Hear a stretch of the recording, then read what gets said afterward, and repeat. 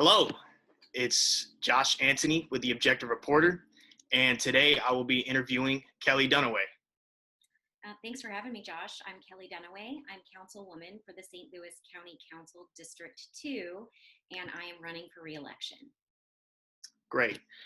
Now, to kind of start off this interview, we were going to talk about COVID-19 a little bit. St. Louis leaders are currently considering pulling back reopening measures because of a rise in COVID-19 cases.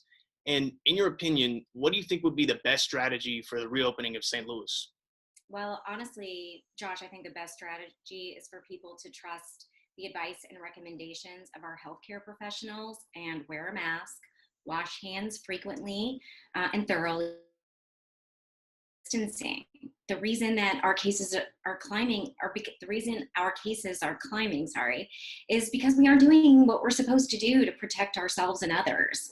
And I think all of us are beginning to see more and more of our friends and acquaintances suffer varying degrees of the illness. And I think it's getting real. And if we listen to the doctors and the nurses who are dealing with this on a day-to-day basis, they all say the same thing: wear a mask.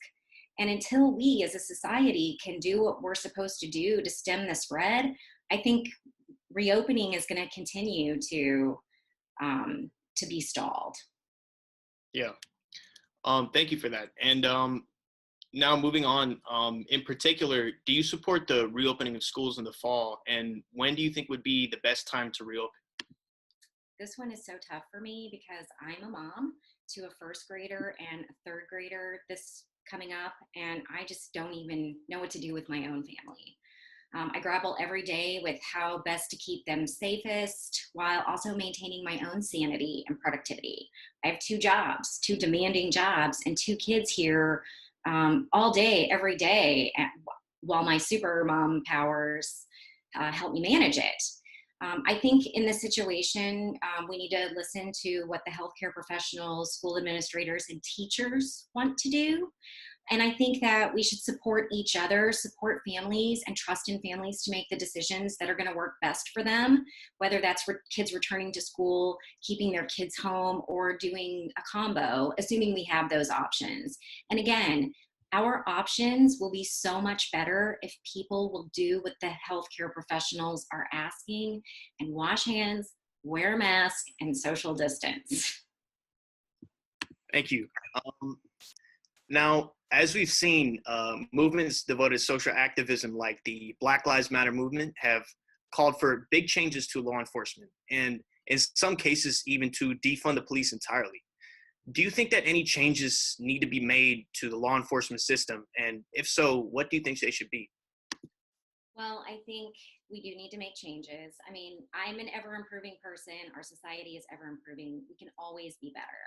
And the very first thing in a road to being better is admitting that we have a problem and that problem is systemic racism.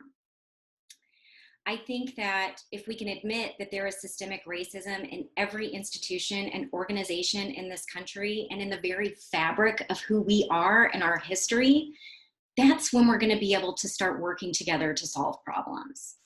And ultimately, what we all want is for our kids to grow up in safe communities, to live where it's safe, and we need the police to keep us safe. I think if we can all come together, we can find a way to deliver public safety services more efficiently and more effectively. To be more specific, what I mean is we need to stop dispatching police officers to deal with homelessness, with mental health issues, with drug addiction, with domestic violence, domestic situations. I think the police can and should be there as backup, but the people that should be on the ground dealing with those issues are the ones who have been trained to do it, the social workers.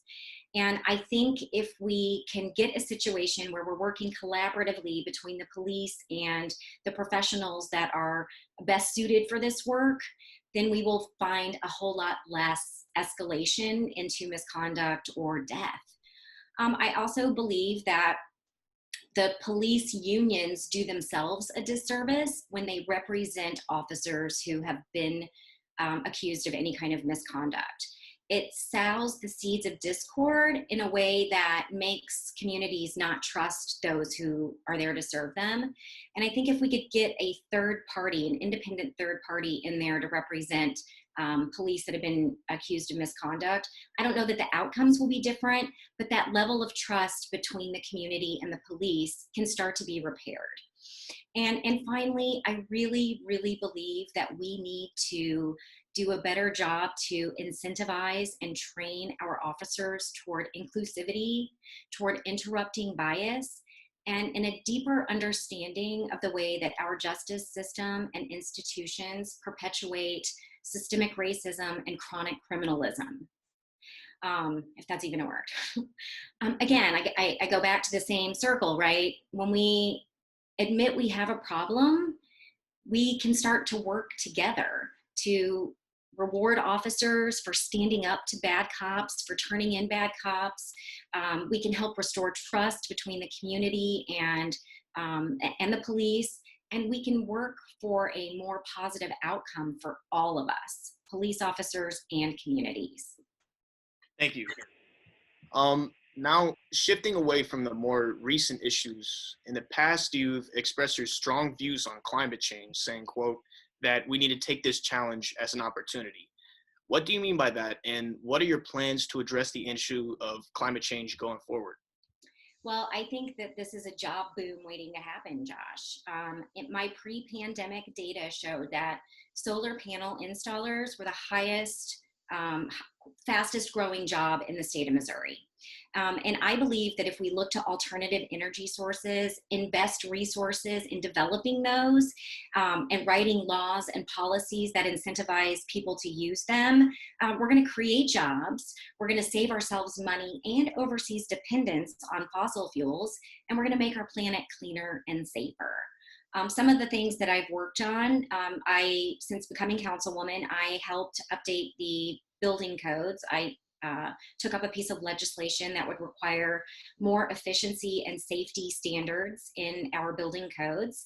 I am working with Ameren on some legislation for electric vehicle readiness so that there's more charging stations and throughout St. Louis County in some of our own, St. Louis County parks, St. Louis County places, as well as finding other organizations that might be willing to partner with us on this. I have a bicycle bill that is sitting at the final passage of our council agenda, waiting out COVID, and that will make the roads safer for people who aren't using cars, which I hope would incentivize more people to use fewer cars. Let's get as many cars off the street as we can. And I'm standing up to developers who want to build in floodplains and who want to build homes and buildings as cheaply as possible at the expense of long-term health, safety, and cost. Thank you. Now, during our research, we learned that you were once involved in a serious accident with doctors telling you that you would never walk again. Could you provide a little bit of insight on this and how it impacted you both as a person and in your career going forward? Yeah, I love that you asked this. So when I was 17, I was in a car that rolled over on a dark rural country road close to my home. The car tossed me out, and though I don't remember the accident, what I remember is waking up to a neurosurgeon explaining that I had broken 2 vertebrae in my back and compressed my spinal cord in both places, and that his prognosis was that I wouldn't walk again. And that just wasn't going to work for me. So I got to work. I was in the hospital for 3 months in intense physical therapy all day, every day. I was in a wheelchair for 2 years until I was stable enough on my cane to ditch the wheelchair. And honestly, I still walk with a cane and I still go to physical therapy. And I also work out a lot just to ensure that the parts of me that do work are as strong as they can possibly be. In terms of how it has shaped me as a person, I would say that it has shown me just how far hard work, grit, and determination can get a person, right? And because I walk, even though I wasn't supposed to, it shows me that anything is possible. And it's that fighting spirit and hope for the future that I put into everything I do, from my day job coaching lawyers to my night job making laws to being a mom raising social justice warriors and a person who tries hard every day to be better and to make the world better. Thank you so much for that. Yeah, I think that'll wrap up our interview. And by the way, being 17 myself, that's really that's pretty moving because that same thing could have happened to me, you know. Or Um, your friends or your yeah, family, anyone. yeah. Um, Thank you so much, Councilwoman Dunaway, for coming on to this interview, and we wish you good luck in the upcoming election. Yeah, thanks so much. And thank you so much, Josh, for the work you're doing. I think you're doing an excellent public service and I appreciate it. Thank you. We really appreciate it. Okay.